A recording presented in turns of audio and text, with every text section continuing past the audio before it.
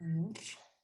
Bueno, antes que Sí. nada, quiero darle la bienvenida a todos los que nos están escuchando, a todos los que nos están viendo acá en Literal Latin American Voices. Como algunos de ustedes saben, somos una revista y una casa editorial. Tenemos distintas actividades culturales que hacemos desde Houston. La idea nuestra y la misión siempre ha sido crear un puente cultural entre México, Estados Unidos y el resto de Latinoamérica, con publicaciones anglo e hispano parlantes, ¿no? Entonces, hoy estamos muy contentos de poder inaugurar este encuentro en Literal, cuyo título es Condiciones materiales y la búsqueda de lo real. El encuentro consiste en 3 días distintos, 3 jueves de marzo. El jueves 17 de marzo, que es hoy, vamos a tener con nosotros a Laura Sofía Rivero, Diego Rodríguez Landeros, Lázaro Gavino Rodríguez y Patricia Salinas. El jueves 24 de marzo tendremos a Abraham Jiménez Enoa, Lucrecia Mazón, Viviana Benchushan y Rafael Villegas. Y el jueves 31 de marzo, todo a la misma hora, a las 6 de la tarde de México, tendremos a Sara Uribe, Judith San Pietro, Patricia Coral, Alejandra M. Vázquez. Entonces, nuestra moderadora de hoy y de todo el encuentro va a ser Ana Emilia Felker, y me gustaría dejarlos a todos ustedes en manos de ella y leerles una pequeña bio para que tengan una idea de quién es Ana Emilia. Ella es autora de Aunque la casa se derrumbe, la publicó UNAM en el 2017. Ella es doctora en estudios hispánicos por la Universidad de Houston.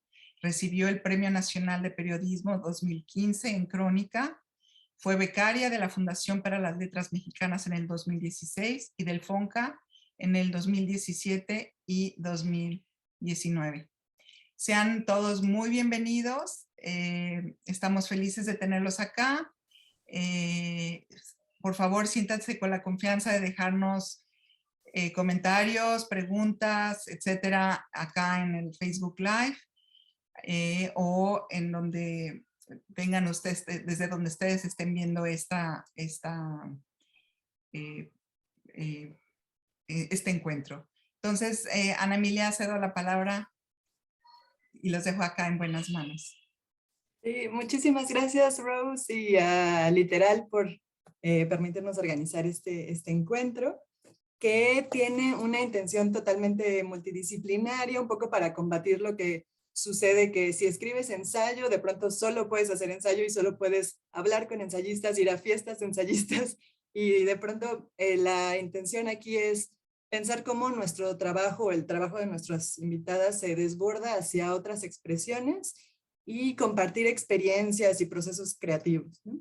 La intención original era hablar de la no ficción, ¿no? El ensayo literario, la crónica, el teatro documental, la poesía documental, pero hablando con las invitadas, en particular con Lázaro, vimos que es un poco problemático hablar de lo documental y que de pronto la realidad es bastante elusiva, ¿no? Cuando uno quiere enmarcar un fenómeno social ya cambió, ¿no? La mirada cambió. O de pronto la ficción permite aproximarse un poco más a la realidad, ¿no? Entonces aquí vamos a hablar de esas fricciones y quizá en lugar de pensar en la no ficción y lo documental, podemos pensar en la búsqueda constante de sentido, ¿no? Y de cómo encontramos sentido a partir de las experiencias más concretas, ¿no? Por ejemplo, Laura Sofía Rivero, para hablar, digamos, de la contaminación de los plásticos en el mundo, que es algo tan grande y tan difícil de dimensionar, habla de lo más concreto, de cómo se acumulan las bolsas de plástico en nuestra casa y no sabemos ya ni dónde meter tanta bolsa de plástico, ¿no? Y es una experiencia muy concreta y mediante el uso del humor nos habla de algo que es mucho más grande y universal. Ni hablar del tema de los desechos, pero ya iremos así. O por ejemplo, Patricia Salinas, para hablar de la fuerza física de las mujeres, que también es un tema enorme, lo lleva a su espacio corporal, ¿no? Su propia experiencia de boxeo o el perreo, ¿no? El empoderamiento del cuerpo femenino en un espacio que se piensa de objetivación del cuerpo de las mujeres, ¿no? Y, por ejemplo, Diego también, cuando escribe nuestra relación enfermiza con el agua en la Ciudad de México, genera un relato pacheco del desagüe y también desborda la no ficción o el ensayo hacia un espacio mucho más imaginativo, ¿no? O Lázaro Gavino Rodríguez, que es parte de la compañía Lagartijas Tiradas al Sol, constantemente cuestiona la ética de la mirada, ¿no? A mí es algo que me gusta mucho de las lagartijas tiradas al sol. Y, por ejemplo, en su trabajo en la obra Tijuana, se infiltra en una maquiladora para investigar cómo se puede vivir con el salario mínimo en la frontera, ¿no? Y lo lleva también a la experiencia personal. Entonces, quizá la realidad tiene mucho que ver, mucho más que ver con la experiencia concreta, ¿no? Y la forma de mirar que con algo que podemos como atrapar, ¿no? O enmarcar. Bueno, entonces antes de sus lecturas voy a leer sus bios, pero ahorita quisiera más bien como lanzar una provocación, una pregunta, para que nos vayamos conociendo y ojalá también los que nos escuchan puedan ponernos comentarios o preguntas que podamos incluir en la conversación. Bueno, entonces les lanzo esta pregunta. Si existe una tensión entre la ficción y la no ficción en su trabajo, ¿cómo ustedes lidian con esta tensión? ¿Y cómo juegan en sus procesos creativos con la construcción de la realidad, apelando a la búsqueda de sentido o a la creación del sinsentido, ¿no? No sé, ¿quién quiere empezar? Voy a hacer como en la escuela, ¿sí? Si quieren, abran sus micrófonos para que no haya como este silencio y podamos como sentir que Quizá estamos yo un puedo, poco con nuestros cuerpos. quizá yo puedo intentar conversar un poco sobre esta pregunta. La verdad es una lástima que no estemos en persona, pero bueno, ¿no? Pues al menos me da gusto tener esa oportunidad de otra vez ver a Ana Emilia y a Diego, que ya los conocía, y a Lázaro y Patricia, que es un primer encuentro, pero ojalá sea el primero de muchos otros tantos. Creo que al respecto de esto de la ficción en el ensayo, primero que nada para mí es el hecho de que el ensayo pueda escribirse con tanta libertad. Para mí es muy satisfactorio tratar de pensar que justo a la hora de escribir creativamente, un ensayista se puede alejar de esa idea escolar del ensayo como un texto constreñido, con citas, y que uno puede aprovechar cualquier género literario y todo cabe en un ensayo sabiéndolo acomodar. Y también creo que algo muy, muy lindo de este tipo de escritura, al menos para mí, es que usualmente citamos a un ensayista o a una ensayista como una voz que tiene responsabilidad sobre lo que dice. Cuando citamos a un poeta o a un narrador o a un dramaturgo, decimos, bueno, es que es la voz lírica o es el personaje, pero cuando se cita a un ensayista, decimos, Alfonso Reyes dijo en tal ensayo tal cosa, ¿no? Creo que en La este realidad. momento, exacto, ¿no? Como que parece que uno al escribir ensayos siempre está opinando y siempre está creando con toda la responsabilidad autoral, pero al menos yo trato de escribir pensando en poner en crisis esa responsabilidad autoral y escribir no de lo que pienso, sino de lo que quiero explorar y no tratando de pensar que estoy construyendo una voz única. Creo que me gusta mucho que el ensayo sea esa exploración como de todos los pequeños yoes que uno tiene dentro y que ya sea que en un mismo texto puede estar quizá tu yo niño, ¿no? Que ve el mundo con mucha curiosidad, pero también un poco tu yo irónico que desprecia muchas cosas de la vida cotidiana, o tu yo súper ñoño que le encanta leer y buscar datos. O sea, por una parte me gusta eso, que un ensayo pueda ser como ese diálogo de todas las pequeñas voces que tenemos como dentro y que no en cualquier contexto pueden platicar entre sí. O también explorar voces que a veces son las que más nos avergüenzan, las que más nos dan miedo y que pocas veces pueden tener un espacio en la discusión pública. Entonces, creo que para mí el pensar el ensayo como un género de ficción me permite esa libertad, ¿no? No sé si le ocurre también a Patti, a Diego o a Lázaro, cómo lidian también con esa responsabilidad autoral. A mí me interesaría mucho, porque me gusta pensar que un ensayista también es como el productor de una voz ensayística, no de una opinión tajante, ¿no? Sí, yo pienso, un poco rebotando lo que dice Laura Sofía, que si la literatura es esa entidad, esa práctica movediza, rara, incluso anticuada en nuestros días, sigue teniendo vigencia, es porque permite dimensionar justamente lo real al presentárnoslo como un cúmulo de discursos que se han ido, que se han ido alimentando unos de otros por medio de malentendidos generalmente, ¿no?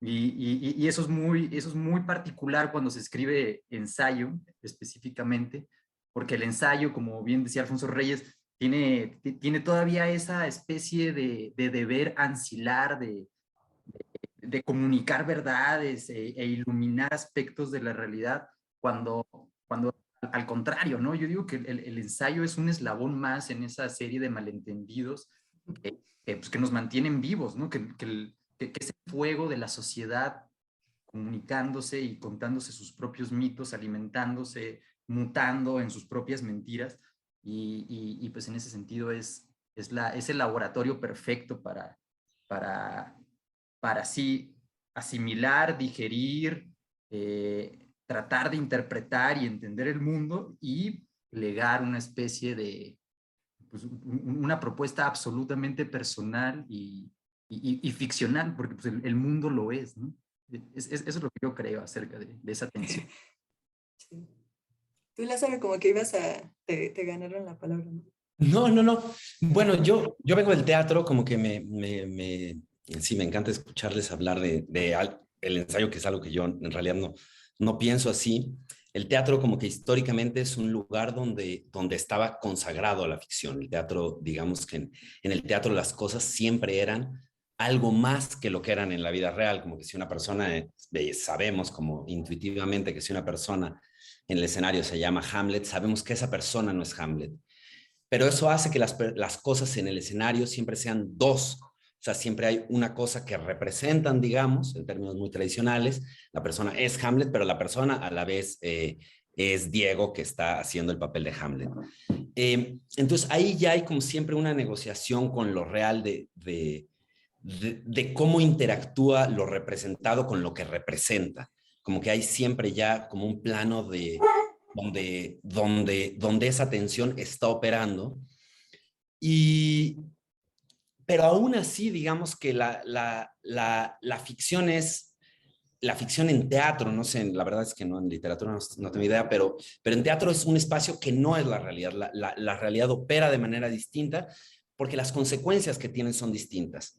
Digamos, sí, o sea, como ejemplos muy obvios, muy tontos, pero como si yo le doy una cachetada a Patricia en una obra de teatro, tiene ciertas consecuencias de por qué representamos que yo le dé una cachetada a Patricia, pero no tiene las consecuencias que tendría, digamos, si nos cacheteamos en un encuentro. Si yo o sea, hay como diferencias de responsabilidad. No es que la ficción esté fuera de la realidad, pero es un espacio que se lee aparte. Y como es ese espacio que se lee aparte, para mí, bueno, para muchas personas obviamente, como esa idea del sentido es lo único a lo que puede aspirar las prácticas de ficción representativas, como a producir sentido sobre la realidad. Entonces, como si yo siento que yo crecí ya en una generación y empecé a hacer teatro en una generación donde es imposible desligar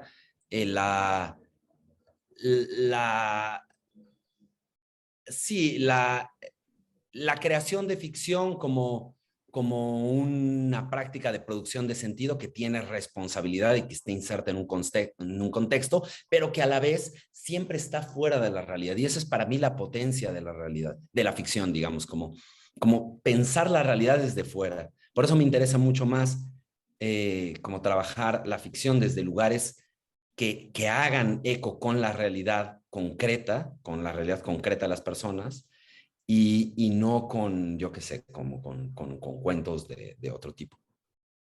Y en tus obras, en las obras de las lagartijas, siempre hay esta introducción de la realidad como rompimientos, ¿no? De pronto estás enganchada en la historia ficcional que se está, o semificcional que se está representando y de pronto hay un rompimiento de este personaje también es Lázaro, también es Luisa y como que nos llevan y nos traen hacia adentro y fuera de la representación. Sí, un poco creo que nada más tiene que ver, y es bastante simple, pero como con esta idea de que si yo les cuento una historia de un reino que se llama no sé cómo, como que el primer paso que una espectadora tiene que hacer es aceptar esa ficción que yo le estoy planteando.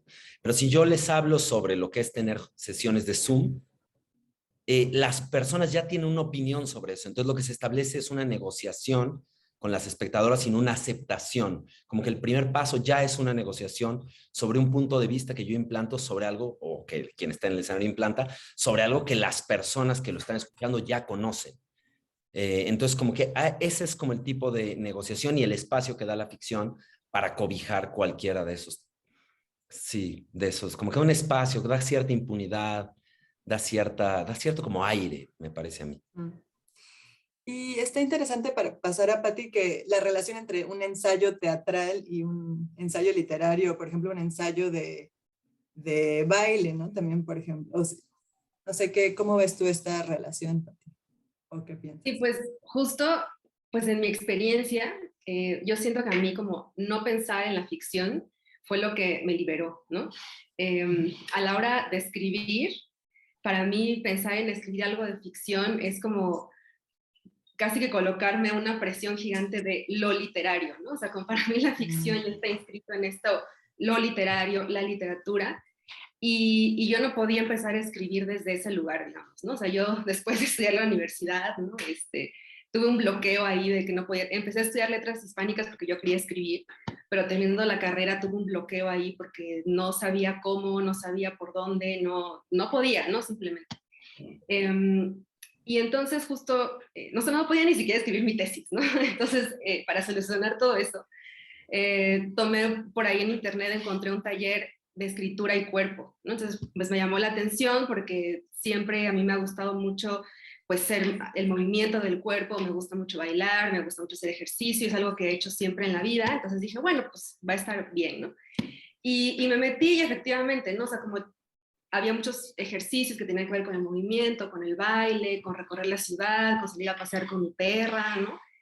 Y empecé a hacerlos, entonces justo como que se hizo un clic en mi cabeza, y dije, claro, o sea, de esto es una forma de pensar, de escribir, y esto me está a mí permitiendo soltarme, pero además plantearme preguntas que en ese momento estaban siendo como muy interesantes, ¿no? Entonces, pues, bueno, pues después de eso pude escribir mi tesis y empecé a escribir otras cosas, ¿no?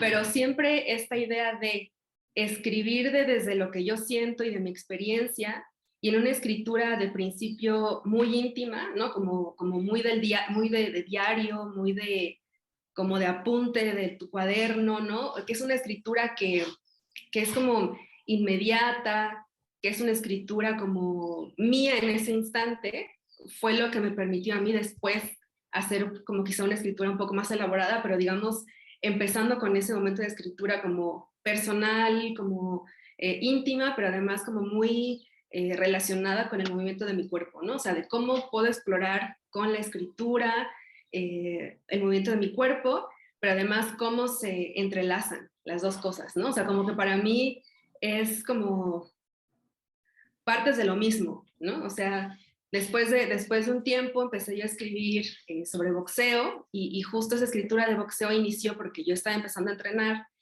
y yo quería entender a través del lenguaje como las secuencias de movimiento, y para eso yo escribía como en mi diario ahí, tengo que hacer esto, primero va a la derecha, luego a la izquierda, ¿no? O sea, para que yo lo pudiera hacer con mi cuerpo, ¿no? Y solo entonces, o sea, a partir como de masticarlo y digerirlo con el lenguaje, con la escritura, como que podía yo hacerlo con mi cuerpo, pero además a partir de ahí nació una escritura que me fue pues interesando, llamando la atención y que fue jalando otras preguntas, ¿no?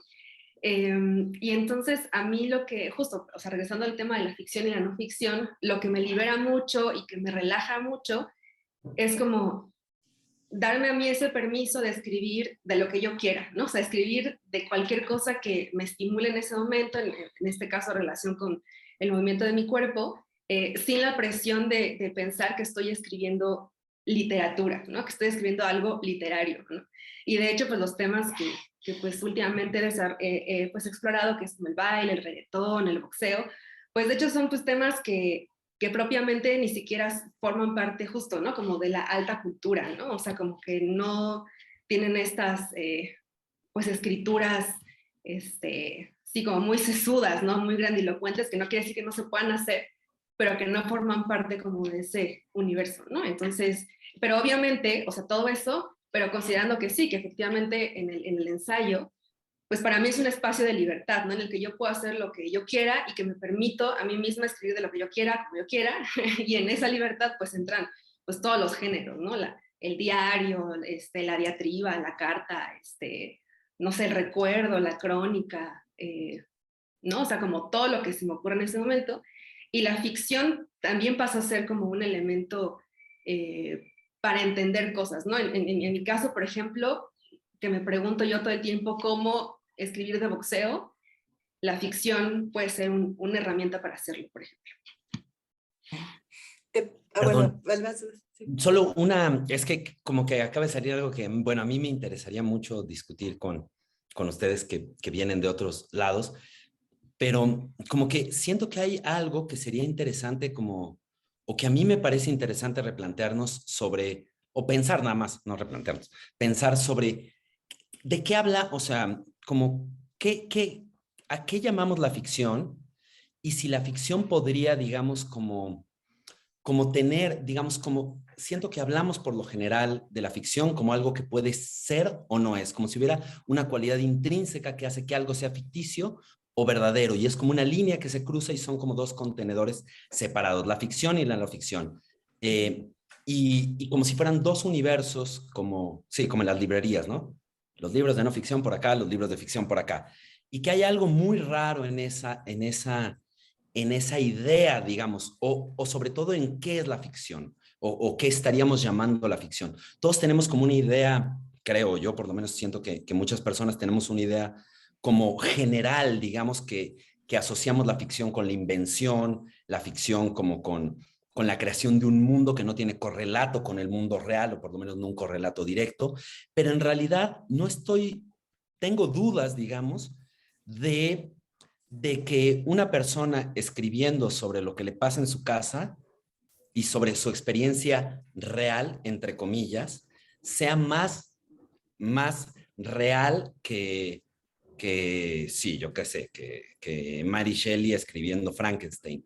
Como si pudiéramos como intentar pensar, o no, sí, como si tal vez esa relación tuviera una complejidad mayor. A mí hay una definición de Francis Bacon que yo no sé nada de filosofía, tampoco no me estoy haciendo, no es como que yo pudiera hablar de esto mucho tiempo, pero hay esta cosa que a mí siempre me gustó, que él habla sobre la mentira, no porque yo esté asociando mentira y ficción, pero me gusta como ponerlo como ejemplo, que él habla sobre una pelea de un joven con su padre, digamos, el papá le pega un puñetazo al hijo y el hijo tiene el ojo morado, y entonces al día siguiente el hijo tiene que ir, pongamos, a la universidad, y tiene tres maneras de mentir, tres niveles. Uno sería como retrayéndose, encerrándose en su casa y, digamos, no presentándose, como que la manera de ocultarse, la mentira es por ocultamiento. La segunda sería por disimulación, o disimulo, digamos, el tipo se maquilla, se pone lentes oscuros, va intentando disimular eso que pasó. Y otra que sería por afirmación, que sería, digamos, como llegar y decir, no, me caí, pisé un plátano, me caí por las escaleras del metro y me pegué. No sé, digamos, solo porque como que creo que todos y todas entendemos como esta idea de, claro, se puede mentir de muchas maneras, ocultando un poquito, no diciendo todo, inventando algo totalmente distinto, pero si no pudiéramos tal vez tratar la ficción como algo que tiene grados y no como algo que tiene una esencia que la convierte, esto es ficción, esto no es ficción, y porque siento que asociamos demasiadas cosas, como la primera persona del singular, como con la verdad, no solo con la realidad, sino con la verdad, y creo que hay una serie de asociaciones que a mí me interesa mucho como pensarlas. Claro. Y también tiene que ver con el mercado, ¿no? Como generas un horizonte de expectativas para que el lector sepa lo que está, o el público sepa con qué se va a encontrar y sea un cliente satisfecho, ¿no? En lugar de incomodar ¿no? A partir de no saber con qué se va a encontrar o qué. No sé, Diego, ¿te querías decir? No sé, volviendo a la idea que había planteado al principio acerca del gran regalo que nos da la literatura de poner el foco sobre el hecho de que todo es un relato y cómo la ficción permea en formas de vida incluso estructurales, infraestructurales y materiales. Pienso, trayendo un poco el agua a mi molino acerca de mi investigación sobre el agua, ¿no? Cómo esa ficción, porque hoy sabemos que es absolutamente falsa, de que durante siglos se creyó que los lagos eran entidades, los lagos del Valle de México me refiero, eran entidades malignas, insalubres, que había que deshacerse de ellas y que se impuso un discurso y se replicó y se alimentó y se tiñó de tintes moralistas, ficcionales, incluso medio diabólicos. A veces o sea, tan ficticios como decir que el lago de Texcoco tenía material diabólico, y eso se dijo durante siglos en la Nueva España, por ejemplo, ¿no? Y cómo esa ficción, de tanto repetirse, se volvió algo absolutamente real, material, ¿no? O sea, esta ciudad, las grandes infraestructuras que determinan nuestras formas de vida cotidianas, etcétera, cómo esas ficciones a veces se logran traducir en asuntos reales y viceversa, ¿no? Pues, no sé, a mí en mi práctica de escritura me pasa que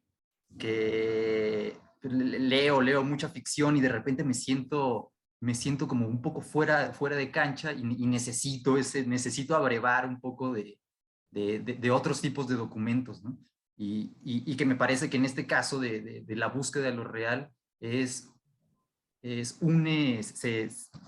se alimenta de documentos reales y a la hora de plasmarlos, pues ya hay una especie de anamorfosis, de transmutación alquímica y ficcional, ¿no? La escritura ya por sí es una transmutación de lo real.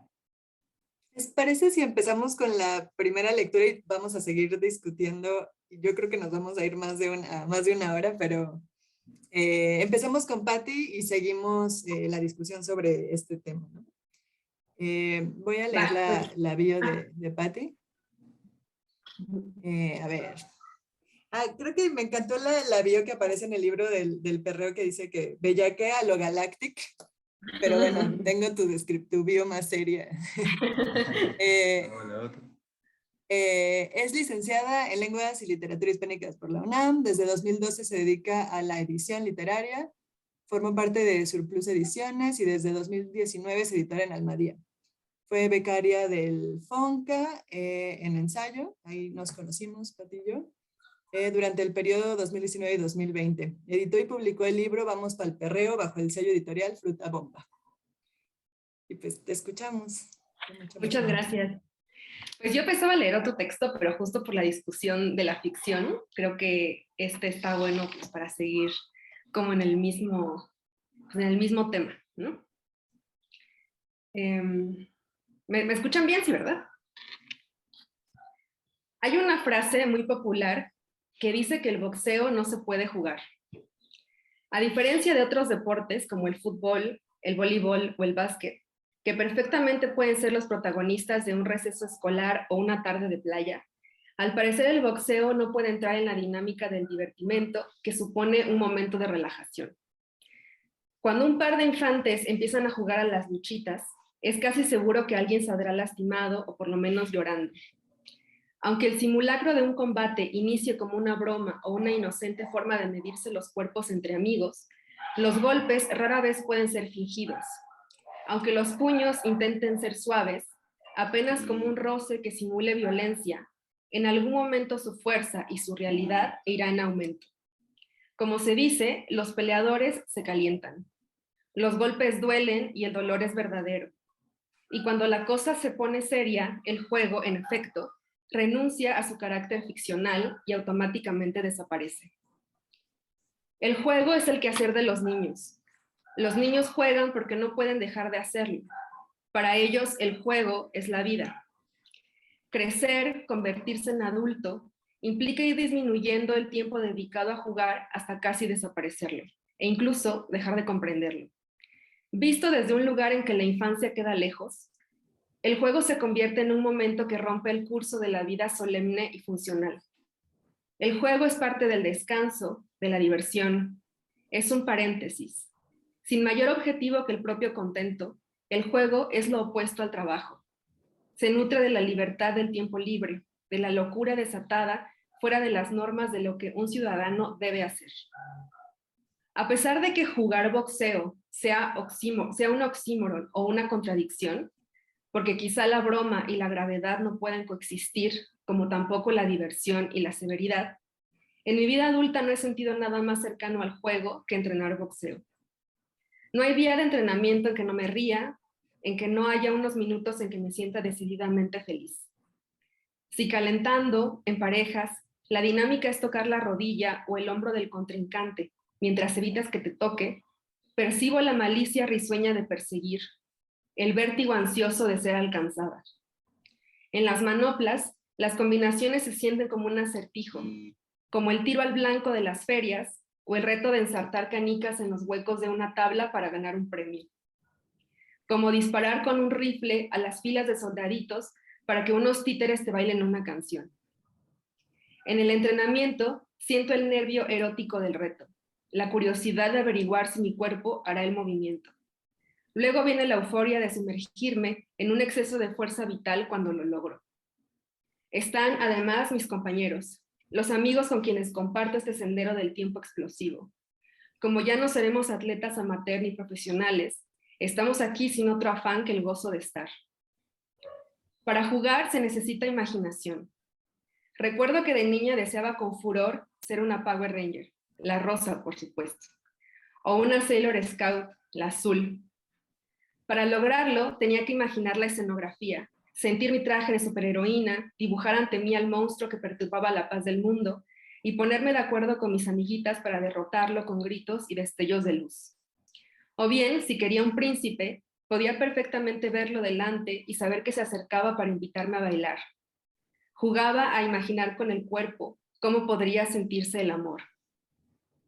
En el entrenamiento hay un momento que me precisa volver a ser una niña que juega.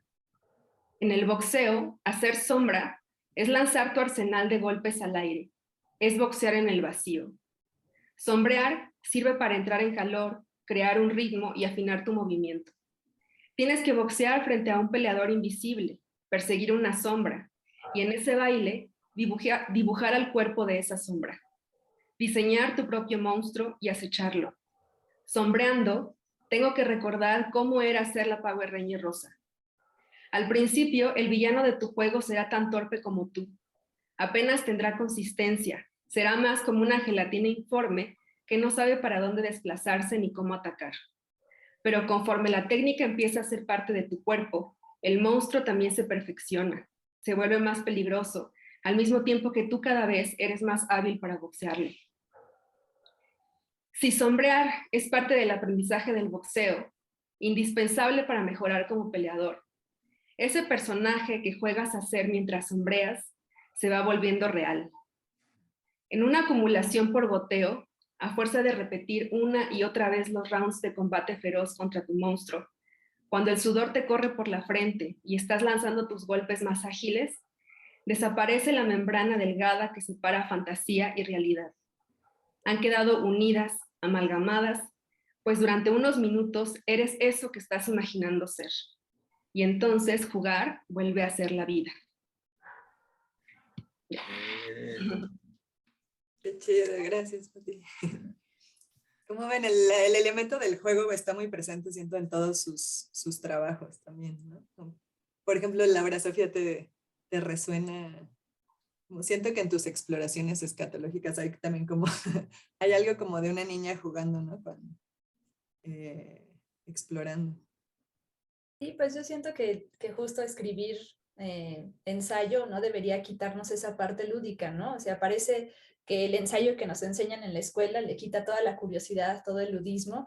Creo que no sé si haya sido la experiencia de Patti, de Diego o de Lázaro, en el caso de que hayan tenido que escribir desgraciadamente artículos académicos o tesis, que uno de repente escribe una idea y dices, híjole, es que aquí en vez de citar a Agamben, quiero citar a mi mamá, ¿no? Porque dijo algo más interesante al respecto, pero pues no lo puedes hacer, ¿no?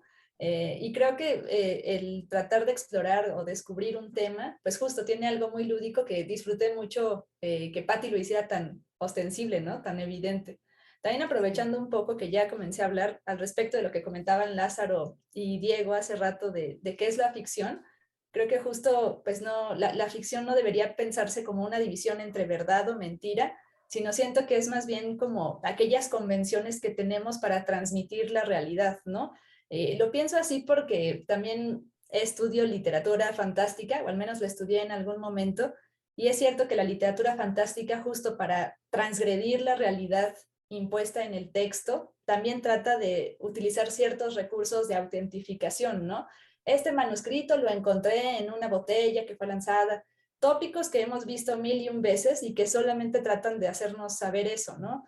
Que nos parece creíble todo aquello que se parece, todo aquel discurso que se parece a los discursos que usamos para transmitir o para decir la realidad. Todo lo que parece un poco historia, todo lo que parece un poco ciencia, esos discursos de la realidad es lo que nos hace sentir, esto es creíble, ¿no? Este parece un mundo en sí mismo.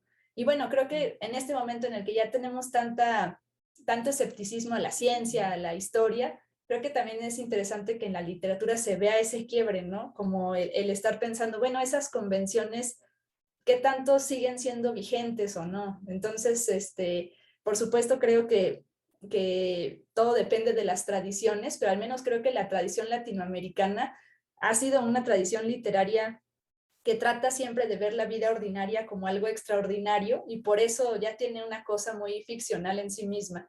Termino nada más con una anécdota muy rápida. Hace poco, hablando de un proyecto de no ficción con unos editores españoles, escribí un texto en donde hablo de mi vecino como un monstruo mitológico digno de un bestiario, ¿no? Porque me parece un ser humano de verdad espantoso.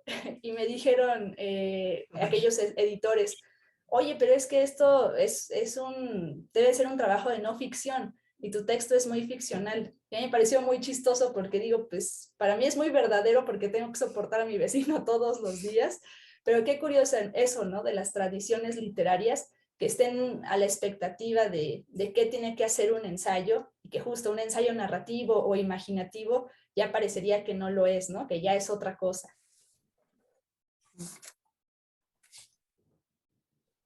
¿Alguien más quiere comentar?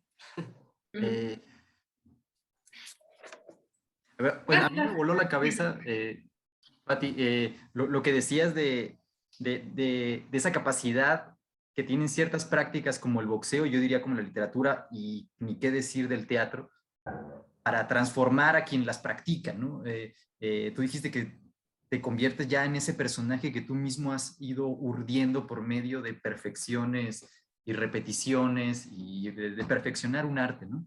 Eso a mí me vuela la cabeza, que también una de las cosas que yo siempre he tratado de señalar, de rescatar, es esa ambición un tanto vanguardista de confundir la vida y arte en una simbiosis en la cual no puedan discernirse, ¿no? Y eso tiene que ver también con ficción, pero me parece más inquietante que sea una realidad que tú misma vas elaborando, ¿no? ¿Cómo te puedes convertir en un personaje? Eso me fascinó.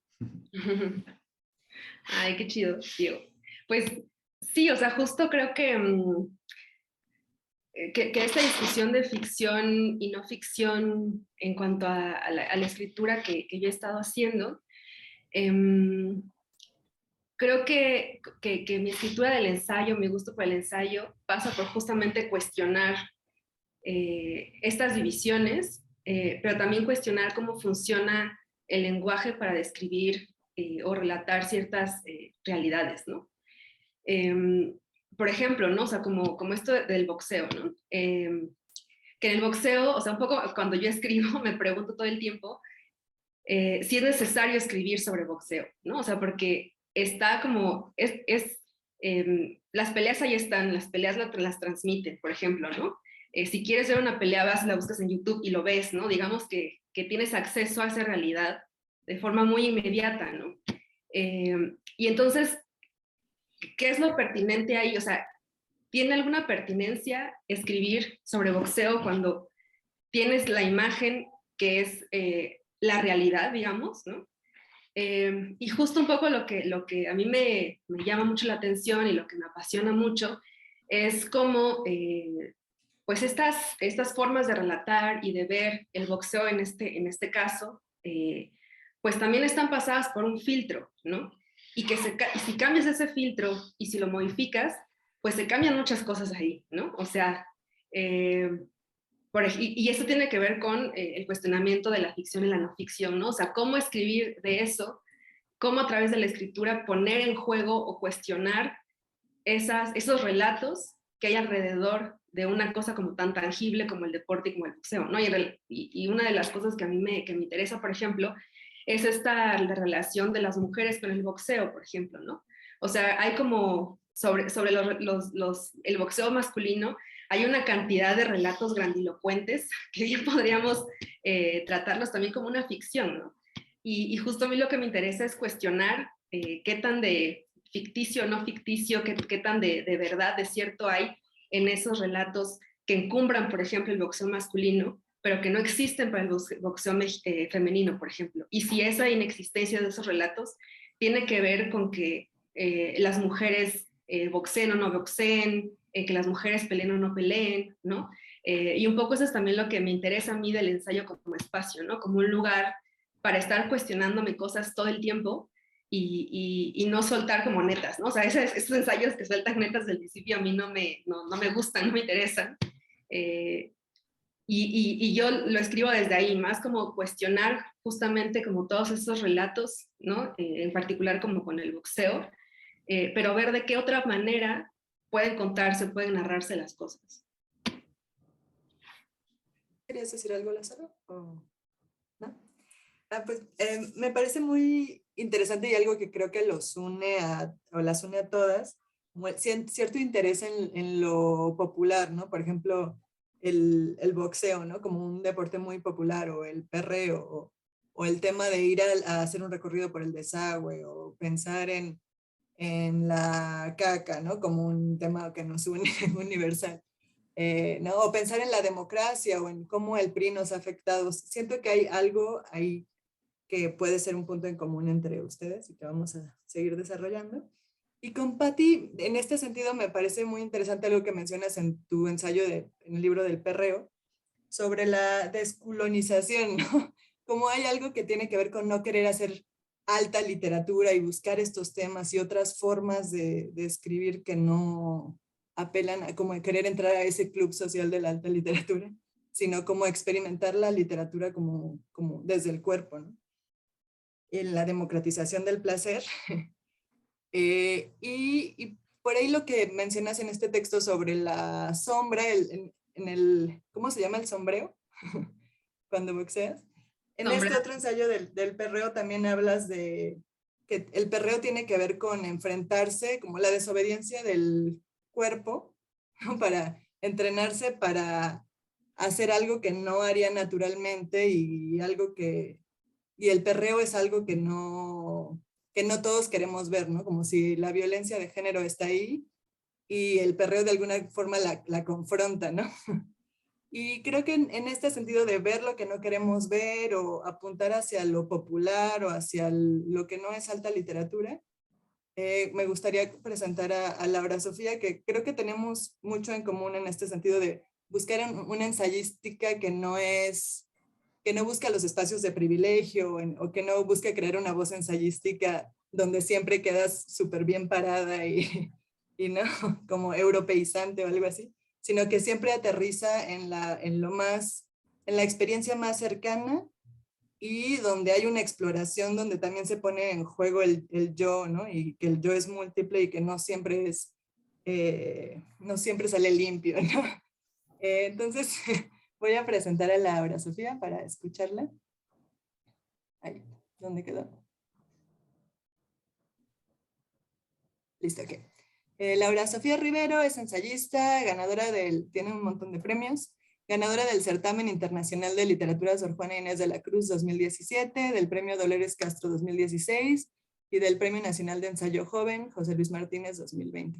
Ha sido becaria del de la Fundación para las Letras Mexicanas y del programa del FONCA, de Jóvenes Creadoras, autora de Tomografía de lo Ínfimo, ¿Quién falta de la propina? O de las comidas en grupo, y Dios tiene tripas, meditaciones sobre nuestros desechos. Y pues te escuchamos con mucha atención. Ya estaba pensando en leer algo sobre las clases de idiomas por toda la conversación, pero ya que Lo que tú quieras. No, está bien, si ya vamos todo nos llevará hacia algún... Si ya estamos con temas sucios y soeces, y además con tu muy buena presentación, pues aprovecho a leer el primer fragmento el primer ensayo de este libro, que se llama Corre que te alcanza. Es un ensayo muy largo, entonces para no gastarme mucho tiempo voy a leer solo el primer fragmento, ¿no? 1. Algo quiere salir y lo va a hacer. El intestino vibra, punzan las paredes del colon.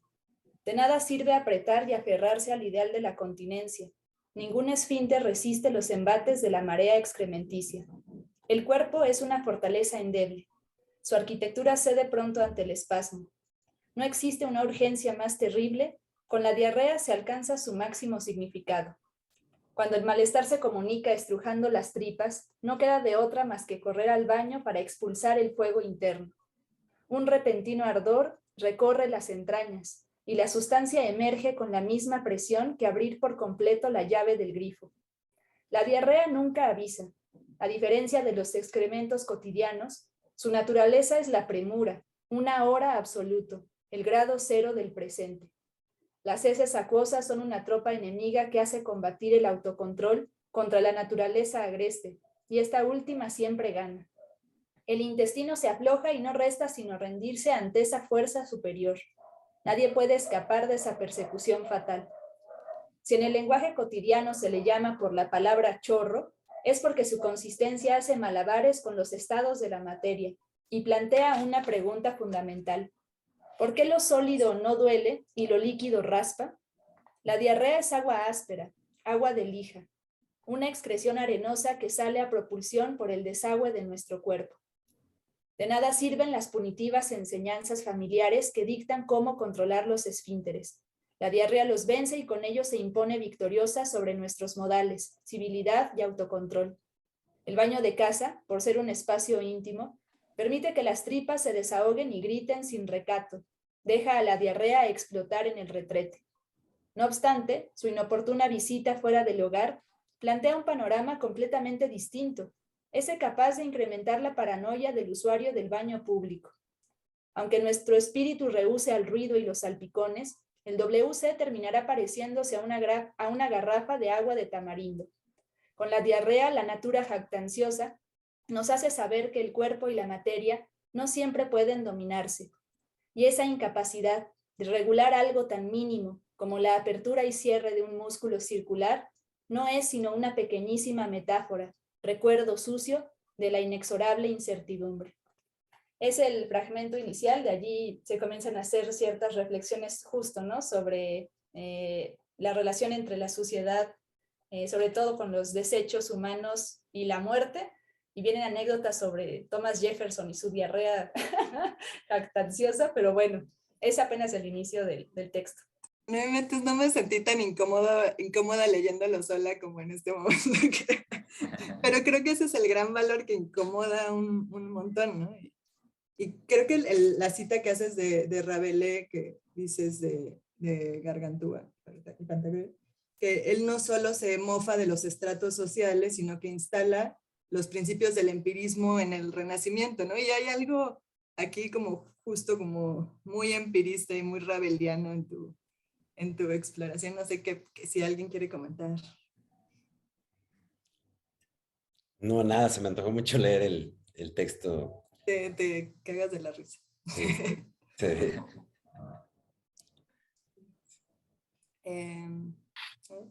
Pues yo un poco también para comentar, un poco también lo que veo en común es que además del juego, ¿no?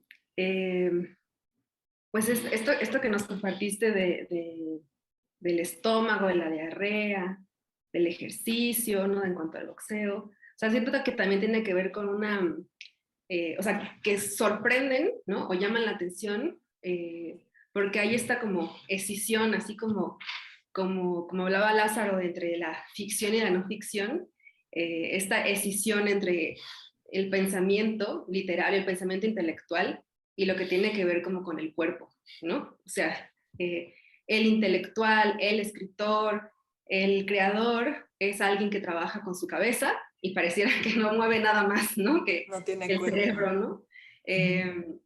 Y que me parece que justo estas escrituras y que el ensayo también lo permite muy bien, es como hacer ese vínculo o sea, que de hecho, o sea, que no es cosas que están separadas, ¿no? Que están integradas y que la escritura precisa del cuerpo, ¿no? Y que la escritura también viene de los músculos, ¿no? Y que el pensamiento y que el ejercicio intelectual, ¿no? También es un ejercicio corporal, ¿no? O sea, que el ejercicio del pensamiento también puede ser un movimiento, un pensamiento del cuerpo, ¿no? Y bueno, no.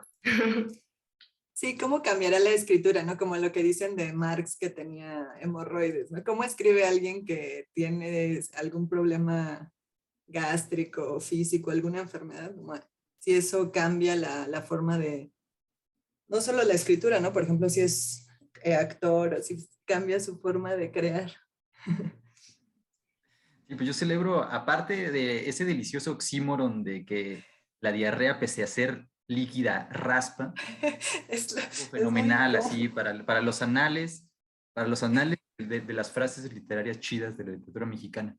Pero pienso que también, y eso de lo siempre lo he celebrado de la escritura de Laura, esa responsabilidad, yo diría que ética y epistemológica de desmontar la jerarquía de lo importante, ¿no? O sea, no vamos a la literatura o el pensamiento, incluso la filosofía o todo el arte, pues no vamos a hablar de la revocación de mandato, ¿no? Porque pues, esos temas ya están de tan manoseados por la opinión pública, se han banalizado, ¿no? Y creo que aquí en lo que nadie se fija o en lo que es asqueroso, minúsculo, desagradable, ahí se juega quizás el verdadero conocimiento o la posibilidad de seguir pensando, eso me parece portentoso.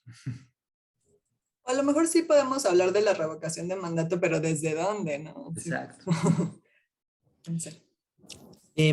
Y una pregunta, Laura, porque, o sea, bueno, ya aparte de las cualidades que se han mencionado en tu texto, o sea, me parece que evidentemente hay una mirada muy clara, está muy chido, o sea, evidentemente, pero me gustaría preguntarte, ¿tú cómo piensas, digamos, y si es más adelante, evidentemente, que a lo largo del texto, que la ficción, digamos, forma parte de esto, si hay alguna manera donde tú cómo la trabajas o cómo la piensas, digamos, dentro de este tipo de escritura, digamos? Pues creo que bueno, justamente quería leerles un ensayo sobre clases de idiomas porque trata un poco como de escribir desde los personajes que uno tiene en las clases de idiomas y cosas así. Creo que quizá era un poco más evidente allí, pero en este libro me parece que el ensayo donde más se nota ese entrecruce entre la ficción es un ensayo que escribí tratando de escribir como un ensayo leyenda sobre las fiestas y los baños, porque, bueno, también creo que a la hora de escribir es muy divertido pensar como qué géneros del ensayo no existen. Ah, el ensayo de amor, voy a hacer uno, ¿no? O el ensayo leyenda, ah, pues voy a hacer uno, ¿no? Y justo traté de escribir una especie de ensayo leyenda de una historia rarísima que me contaron de un tipo que en una fiesta de verdad destruyó el sanitario de una manera que, bueno, pues ya si leen el libro, allí viene contado, pero pues yo creo que es incluso el texto más narrativo, ¿no? Y es un texto narrativo porque lo que me propuse fue no solamente pasar como de la anécdota, que por cierto me contaron 3 veces, 3 personas diferentes que no se conocen entre sí, y me parecía digno, ¿no? Como tratar de recuperar en un libro esta tradición popular urbana e interesante. Y bueno, pues es un texto muy narrativo que está tratando de hacer no solo del personaje pues una anécdota, sino casi un prócer del baño, ¿no? Entonces, pues sí, yo creo que en ese texto es donde más se puede notar ese entrecruce. Es la historia del Cacotas, ¿no? Estaría genial que contaras rápidamente a qué te has enfrentado escribiendo de estos temas, porque algo me habías comentado que de pronto sí la gente no lo toma tan bien, ¿no? Pues curiosamente, ahora que se publicó el libro, yo llevaba desde enero diciendo, ay Dios mío, ¿dónde me voy a esconder ahora que se publique y todo lo que va a pasar? Pero curiosamente, la recepción de quienes lo han leído ha sido muy buena, pero tenía yo ciertas dudas porque cuando apenas estaba comenzando a hacer los ensayos y ni siquiera sabía si se iba a hacer un libro o no, en algún momento me pidieron un texto para una antología de escritura de mujeres, decían, nos falta alguien de ensayo, ¿nos puedes mandar un texto? Y mandé precisamente este texto de la diarrea y la respuesta que me dieron en la antología fue, oye, ¿no tienes un ensayo más femenino? Es que como es una antología de mujeres, necesitamos un texto más femenino. Y yo dije, órale, pues qué raro, ¿no? Lo escribí yo, creo que bastaría con eso. Y lo curioso es que me dijeron después, sí, un tema más femenino, como no sé, la maternidad o la naturaleza o el cuerpo. Yo dije, pues es de la diarrea, ¿no? O sea, sigue Es del siendo un cuerpo. tema sobre el cuerpo. Pero bueno, o sea, creo que pues a mí me gusta mucho como lectora encontrar literatura que trabaje con el material más difícil, ¿no? O sea, me gustan mucho, creo que las autoras y autores que más admiro son los que tratan de hacer literatura con los temas más complicados, como más ajenos, y en eso yo creo que coincido mucho con lo que comentaba Patti, ¿no? Y por lo tanto valoro tanto su escritura con este libro del perreo. En fin, siento que sí, a veces puede haber ciertas dificultades al escribir sobre estos temas desagradables, pero al menos desde mi perspectiva no ha sido tanto con los lectores, sino más bien cuestiones editoriales, ¿no? Y bueno, nada más como un dato curioso, cuando recibió el libro el premio, el jurado estaba conformado por puras mujeres, entonces bueno, me pareció como una manera muy diferente, ¿no? De leer el texto a comparación de mi experiencia anterior. Voy a leer rápido un comentario que pusieron en Facebook. Daniel Valdés Puertos dice, Laura puso el punto en las IES, estamos muy occidentalizados en la escritura, convenciones institucionales, y le echan muchas porras a tu texto. Chido, bueno, entonces vamos a pasar a otro tema escatológico con Diego. Parece que la escatológica soy yo por mi selección de curaduría de esta conversación. Bueno, voy a leer tu bio, que también creo que hay algo en común aquí con la exploración de la ciudad, ¿no? Que yo también me siento muy identificada. Como, ¿qué significa vivir en la ciudad y explorarla y explorarse a uno mismo en la ciudad? Ok, Diego Rodríguez Landeros estudió Letras Hispánicas en la UNAM, publicó Desagüe, que tengo por aquí. Desagüe, Nadie es tan desvergonzado como desea, y El investigador perverso. Fue becario de la Fundación para las Letras Mexicanas y también ha sido becario del FONCA. Pues eso, ¿nos quieres leer? Pues el texto que yo escogí quizás no es tan literario, sin embargo al final tiene un twist un poco de jugando a ficción y no ficción, es decir, acercándose a datos duros de la realidad y cómo eso espejea. Es una nota al pie de página de un texto que hago aprovecho para hacer mi comentario y mi comercial que va a salir ya próximamente en Almadía. Es una nota al pie.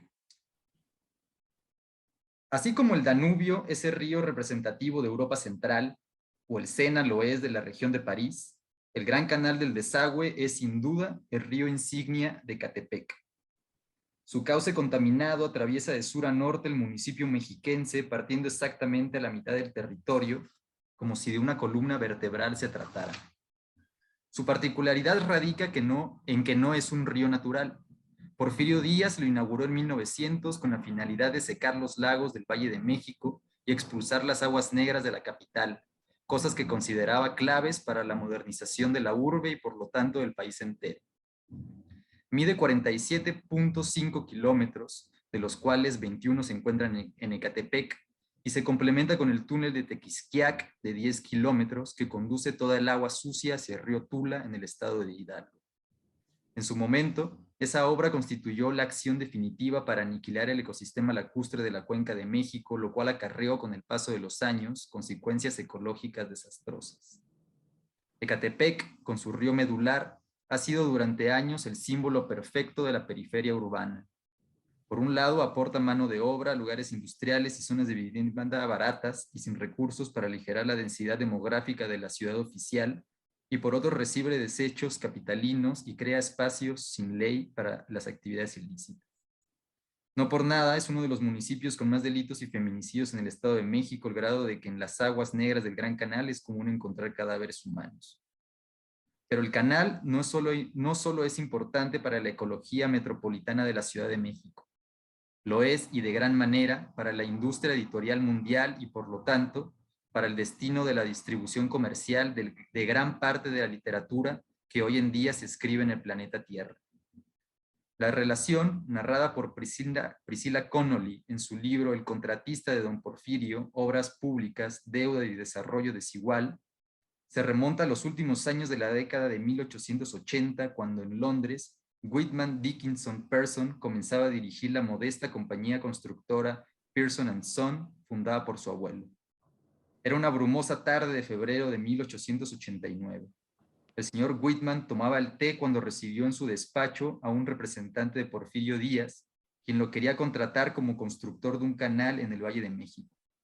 Aceptó, y a principios de 1890 Pearson llegó a este país y no tardó en firmar un contrato 10 veces mayor a todas las obras que su compañía hubiera realizado hasta entonces. No sospechaba que con el paso de los años se le acusaría, según Priscilla Connolly, de haber sacado más riquezas de México que cualquier hombre después de Cortés. El Gran Canal del Desagüe fue su puerta de entrada y su inicio como multimillonario internacional. Después de eso, realizó las obras de los puertos de Veracruz, Coatzacoalcos y Salina Cruz y la reconstrucción del ferrocarril de Tehuantepec. Llegó a controlar las compañías de Luz y Fuerza de Orizaba, Puebla y Tampico. Compró minas en el Oro. Poco después, aprovechando sus ganancias e influencias, incursionó en el negocio petrolero, para lo cual adquirió miles de hectáreas de terreno en Veracruz. Pearson fundó en 1908 la compañía El Águila, que explotó, entre otros, el potrero del Llano número 4, pozo conocido como el más productivo de la historia.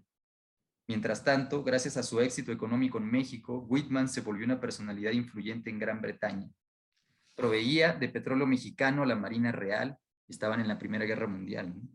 Era miembro de la Cámara de los Comunes y posteriormente fue nombrado Lord. El escudo que mandó diseñar para su recién fundado linaje aristocrático ostentaba dos personajes poco ordinarios en la tradición heráldica. En el lado izquierdo se veía un buzo, trabajador indispensable en la construcción de puertos. En el derecho, un humilde jornalero vestido con ropas mexicanas, muestra inequívoca de que el Lord amasó su riqueza con el sudor proletario de este país.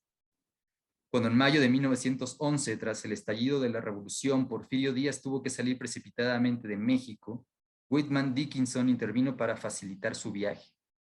También le ofreció al exdictador uno de sus castillos de Inglaterra para que viviera cómodamente el resto de su vida, pero Díaz prefirió el exilio en París. A partir de entonces, sus negocios en este país decayeron y en 1938 desaparecieron con la expropiación petrolera promovida por Lázaro Cárdenas. Sin embargo, el Lord había invertido muy bien sus ganancias mexicanas. Incursionó desde 1900 en el negocio editorial y de medios de comunicación, adquiriendo varios periódicos ingleses como el Westminster Gazette. La compañía Pearson & Son, después llamada Pearson plc, creó a su vez varias compañías, todas familiares, dentro de las que destacan Thames Television, la extinta televisora que produjo, entre otras, la serie Mr. Bean, Financial Times, The Economist, Pearson Lockman, y encabezando la lista, Penguin Books, la legendaria editorial que en 1935, directamente con el dinero obtenido en las obras mexicanas de Whitman Dickinson, creó y distribuyó en todo el mundo el popular libro de bolsillo. En 2013, Pearson plc decidió fusionar Penguin Books con Random House, propiedad de la empresa internacional Bertelsmann. Así se formó Penguin Random House, la primera y más grande editorial mayorista de libros del mundo, cuyo origen se remonta, al menos en lo que se refiere a la mitad de su linaje, a la acumulación desbordada de capital que el contratista de Don Porfirio logró a partir de la construcción del Gran Canal del Desagüe, río insignia de Ecatepec. Hasta ahí.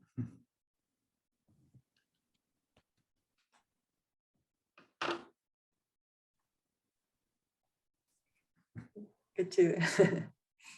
Y como que es un ejemplo de lo rizomático que puede ser el ensayo, ¿no? Más que algo híbrido, creo que es como la posibilidad de conectar, no sé, Ecatepec con Penguin Books, ¿no?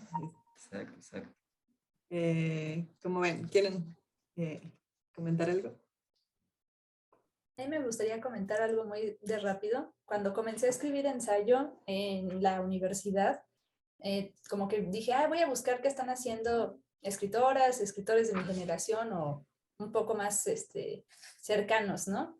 Y cuando empecé a leer algunos libros publicados en ese entonces, que ya tiene 10 años, pero en ese entonces me topé con que había muchísimos libros sobre ciudad, o sea, que se escribía ensayo desde ciudades como Berlín o París o Nueva York, ¿no? Yo ya de broma le decía a colegas, no, pues es que estoy cansada de leer ensayo de Berlín, porque parecía que solamente podemos pensar cosas importantes si estamos de viaje en una ciudad de ese tipo, ¿no? Y no creo que sea ya una manera de rechazar, ¿no? Todo ensayo que escriba desde esas ciudades, nada por el estilo, pero sí sentía que a veces, pues yo, por ejemplo, que nunca he salido de este país, no tenía derecho a pensar, ¿no? Porque casi casi la ciudad te da esa posibilidad. Entonces, bueno, disfruté ahorita mucho de la reflexión de Diego, que nace en Ecatepec, que vincula justo, como lo mencionabas, cosas tan alejadas, ¿no? Esa voluntad del ensayo de que se conecta en mundos tan discordantes. Y bueno, no sé, me resultó reconfortante para mi estudiante de 18 años que estaba en busca de otras maneras de pensar y otros lugares desde donde pensar. Como que digo, ojalá se hubiera encontrado con este texto en ese entonces. Sí. Y sí, esa conexión rarísima de cómo a veces también lo material incide en la forma incluso de distribución de la literatura mundial, de eso que llamamos ficción y que aquí hemos estado problematizando, está cañón. ¿Tú Bueno, querías decir algo, no, Pati? Sí, bueno, que a mí la escritura de Diego me parece fascinante, justo por esta capacidad loquísima que tiene Diego pues de buscar conexiones donde aparentemente no hay, ¿no? Donde a simple vista no existen. Yo no sé cómo haces, ¿no? Como igual preguntarte también como tu proceso de escritura para lograr eso. Y eso, ¿no? Y cuando te leo, pues me da mucha emoción como voltear la página pensando a ver qué otra cosa así como súper sorprendente descubrió Diego, ¿no? O sea, qué relación como súper extraña está sacando a la luz. Pero además también rescato mucho de la escritura de Diego como este humor, ¿no? Si bien estás hablando como de cosas, o sea, incluso como con un tono quizás, ¿no? Como de libro de historia, ¿no? Pero que tiene una vuelta de tuerca al final, pero además también como muy irónica, que es muy gracioso, ¿no? Entonces, uno te va leyendo y eso, y resulta, o sea, no que estés como soltando como chistes, ¿no? Como todo el tiempo, sino que hay un mecanismo ahí como muy interesante en que la lectura también se vuelve, pues sí, como muy disfrutable en términos también como de humor, ¿no? Y quizá tiene que ver también con el juego que estábamos hablando, pero desde otro lado, ¿no? Bueno. Qué linda, gracias. Pues, no sé, yo recuerdo acerca del proceso, se decía, yo nunca lo conocí, ¿no? De Salvador Elizondo, que daba sus clases y que tenía una muy famosa y muy recurrente, que se le llenaban sus salones en la Facultad de Filosofía y Letras cuando explicaba los mecanismos, ¿cómo era? Los mecanismos poéticos de la marihuana o algo parecido. Y me parece que también hay algo eso, no soy un evangelista de las drogas ni nada, pero me parece que a veces uno tiene que leer, tiene que enfrentarse como a los datos, a la interpretación, a la investigación histórica y darse también un espacio para el debraye y para el delirio un poco, ¿no? Me parece que en el delirio como herramienta heurística es muy, muy válido y es algo que también es de los últimos, de los reductos que le quedan al arte y lo que el arte tiene que legar a esta realidad demasiado fáctica, ¿no? Yo quería preguntarte de este libro de Nadie es tan desvergonzado como desea. Nadie es tan desvergonzado como desea. Hablas un poco de unos libros y autores y ensayistas que de alguna forma han sido referencias para ti, que creo que también puede que tengamos algo en común aquí con ellos. Y, por ejemplo, hablas de Luigi Amara, de La Escuela del Aburrimiento, o Vivian Abenshunshine, que va a estar aquí en una conversación, sus escritos para desocupados, o El Paraísos Vulnerables de Edgar Yepes, que es un tipo de ensayo que no busca como usar la literatura para entrar al club social o a la República de las Letras, sino que está en otro lugar como mucho más relajado y observador y un poco disidente de las prisas y de la presión de ser productivo. Y no sé, me gustaría saber cómo tu nuevo trabajo está en esta línea o si te sigues identificando con este tipo de literatura. Wow, pues sí, es algo que para mí yo siempre me lo trato de recordar todos los días, que efectivamente pues lo valioso para mí y para quien haga lo que sea es el ejercicio puro, ¿no? No, quizás no la pelea estelar, sino el entrenamiento boxístico del día a día, y ese se hace un poco a puerta cerrada sin marquesinas, ¿no? Creo que eso es, para mí, sería buenísimo no olvidarlo, y más en estos momentos en los que no sé si así siempre fue el arte, pero en estos momentos en los que uno es casi una mercancía que te tienes que estar promoviendo, no basta con escribir un libro, tienes que estar ahí en Facebook promoviéndote a ti mismo, y así está muy loco. Citas citas a Eric Alonso en ese sentido, que tiene un libro genial que se llama Los Procesos, que dice, no sé de dónde saldrá ese empeño de hacernos violentamente visibles, ¿no? Y entonces creo que en este tipo de ensayos hay no me voy a hacer tan visible, solo me voy a cuestionar de ciertos aspectos de la realidad. ¿Alguien quería comentar? ¿No? Bueno, entonces pasemos al texto de Lázaro, que aunque tú dijiste que no hace rato, yo creo que sí eres un ensayista. ¿No? Tienes tu blog donde ¿no? Son ensayos, y además todo lo que haces en relación al teatro es una continuo ensayar de ideas, ¿no?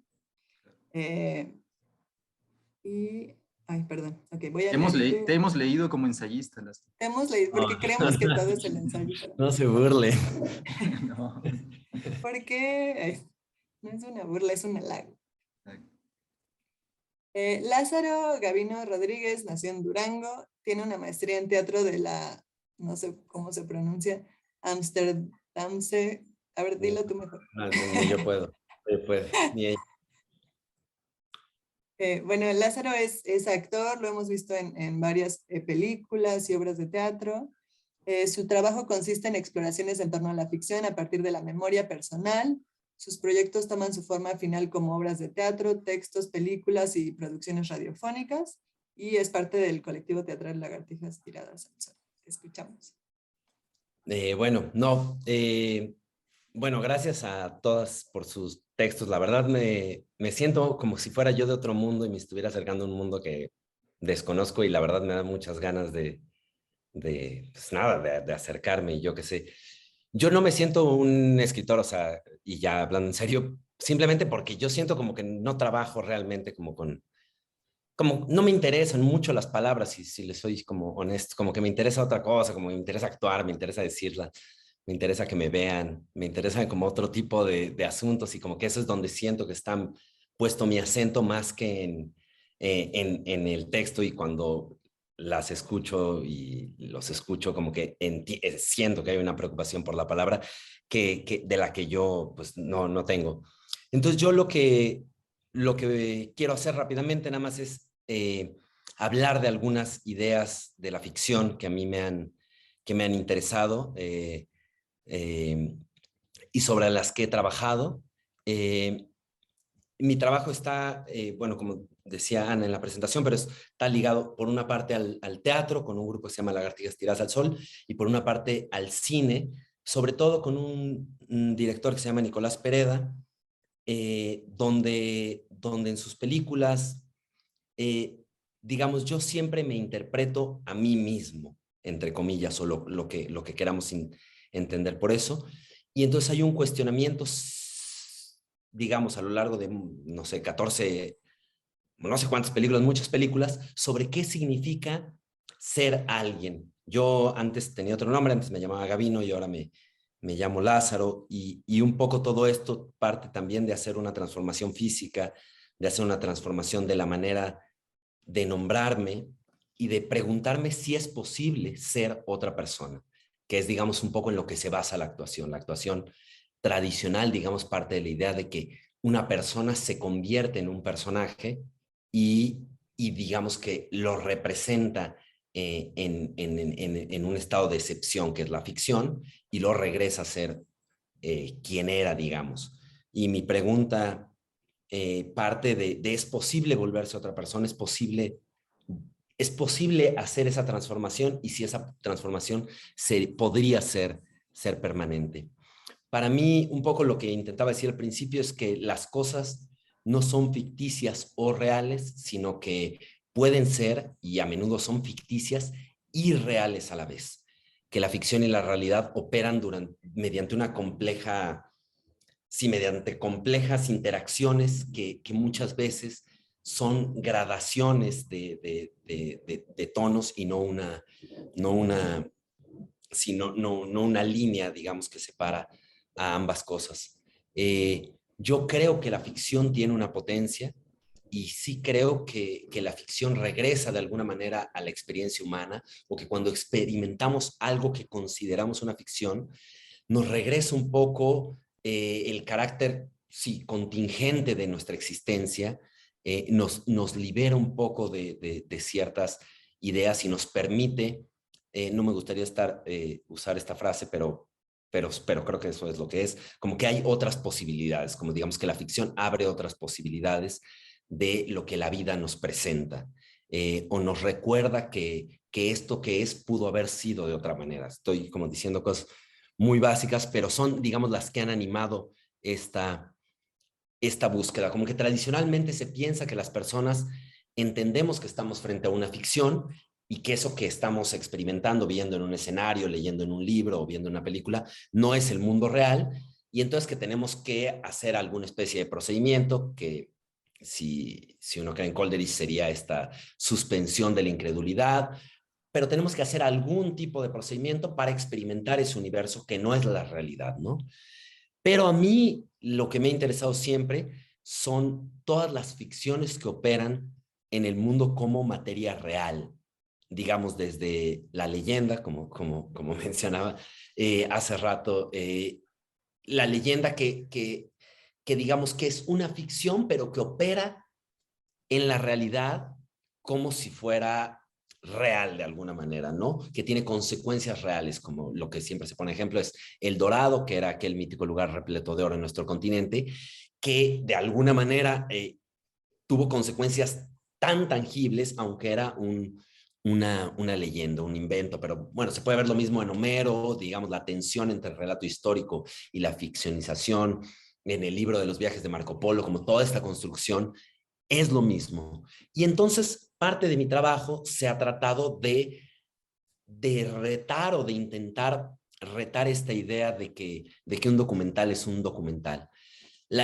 Son anécdotas muy famosas, tal vez las conozcan, pero está la primera imagen que tenemos de una persona en una protofotografía, que es este daguerrotipo que tomó Daguerre, y que tenía esta foto que toma desde su ventana hacia una calle de París, en donde la gente estaba caminando, y como el tiempo de exposición de la cámara era tan largo, pues no salían las personas, ¿no? Como que salían así estilo fantasmita. Y entonces lo que él hace es le pide a dos amistades suyas que se pongan e interpreten, se queden inmóviles durante 15 minutos, como si estuviera uno boleándole los zapatos al otro. Y esa es la primera representación que tenemos de humanos en un mecanismo, digamos, de impresión de luz protofotográfico. Entonces, es un documento de la realidad, pero a la vez hay personas actuando dentro de ese documento, personas haciendo como si hicieran algo que en realidad no estaban haciendo. El primer documental que se considera el primer documental, bueno, si consideramos la señora saliendo de la fábrica de de Lumière no están saliendo de la fábrica, están haciendo como que salen de la fábrica. Lo mismo en Nanook of the North de Flaherty, que es esta historia de los esquimales, donde él le pide a los esquimales que interpreten cosas que ellos ya no vivían, sino que Flaherty había leído en un libro que otra generación de esquimales hacía. Entonces, el primer documental que tenemos es gente actuando también. Entonces, eso no le quita, bueno, tenemos aquí a Pancho Villa que reescenificaba sus batallas para venderlas a esta compañía de Hollywood con la que firmó el contrato.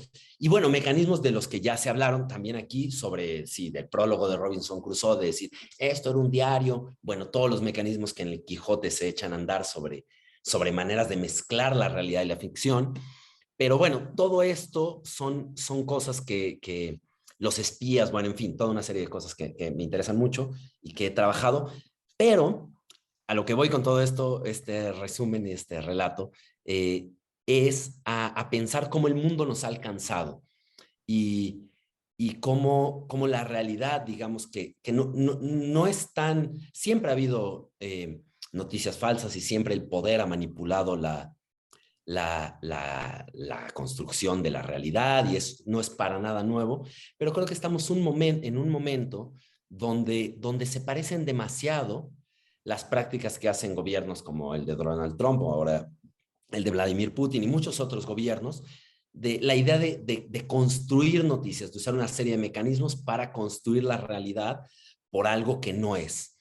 Y se parece casi demasiado a muchas cosas que yo siento que hice durante mucho tiempo, nada más que en una escala de menos poder, evidentemente, y en un contexto definido, más o menos artístico, algunas cosas más claras, otras menos claras. Pero para mí sí fue como, ¿cuál es el rol de la ficción y qué tiene de diferente lo que hace esta gente a lo que hace un artista que trata de borrar las líneas entre realidad y ficción?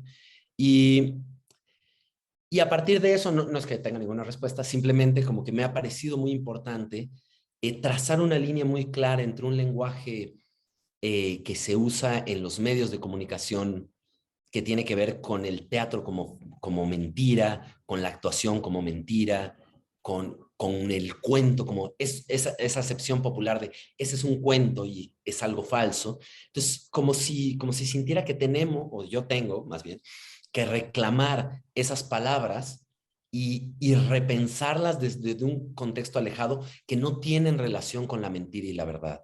Como si la ficción no fuera mentira, que no es mentira, me parece a mí, ni es verdad por sí sola, sino es un campo que tiene sus propias reglas y sus propias potencias, y cómo trabajar sobre esas potencias, casi como construyéndole un cerco del uso popular que se le ha dado. Bueno, eso es todo. Muchas gracias. Laura Sofía, ¿quieres? Pensé que querías decir algo. Pues ya vamos a ir cerrando.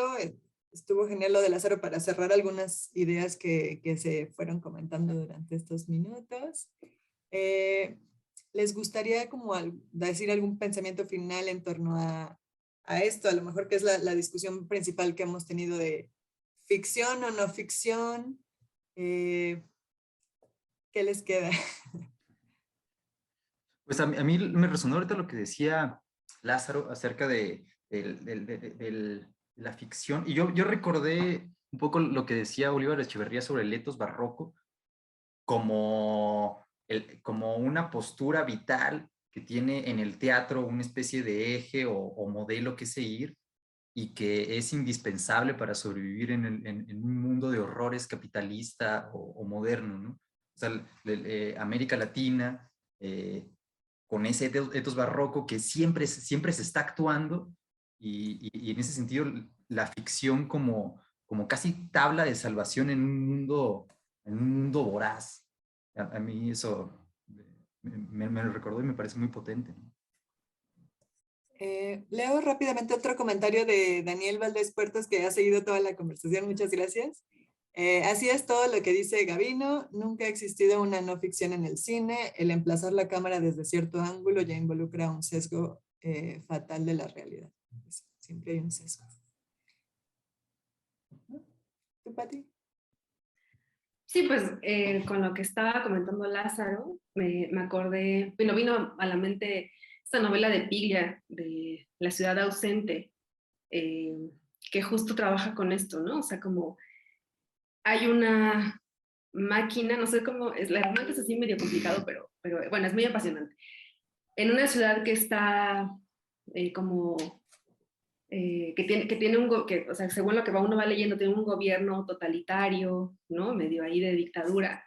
En algún sótano de algún lugar hay una máquina de relatos y de alguna forma esa máquina de relatos va como sacando historias que se van confundiendo con los relatos que publica o que va diciendo el gobierno, ¿no? Entonces se genera ahí una confusión y es una especie de novela policial. Pero bueno, como me acordé de esto porque es justo como muy interesante y Ricardo Piglia trabaja mucho con esto también, con las porosidades, bueno, no solo las porosidades, sino cómo la ficción es materia de lo real y el poder que tiene la palabra, pero también los modos de leer. Creo que el movimiento de Piglia es desde la lectura, desde los modos de leer. También recuerdo mucho una novela de Piglia, la de Blanco Nocturno, que justo también toda la novela, la investigación policíaca que hace el detective es a través del chisme, que también el chisme es esta como maquinaria ficcional, ¿no? Literaria, pero que justo no está como reconocida dentro de lo literario, ¿no? Es un artefacto ficcional popular. Y bueno, toda la novela va justo como pensando, va de cómo este detective va leyendo el chisme. Entonces, bueno, nada más eso lo recordé porque para Piglia esta relación entre ficción, no ficción, tiene que ver mucho con la forma de leer y la lectura la entiende no solamente como el acto de leer el papel, sino de leer un conjunto de signos que van más allá de la palabra escrita, ¿no? Y de ahí saca esta como concepto genial que tiene, que es la ficción paranoica, que bueno, también se aplica a todo esto, creo. Bueno, pues les agradecemos muchísimo por esta hora y media de chisme y de compartir sus textos y sus visiones sobre la creación, ya sea en el ensayo literario, en el ejercicio físico del box o del baile o de la escritura sobre eso, sobre estas prácticas, y en el ensayo, digo, y en el teatro, ¿no? Con Lázaro. Espero que la hayan pasado bien y pues ojalá nos veamos en persona pronto. Muchas gracias.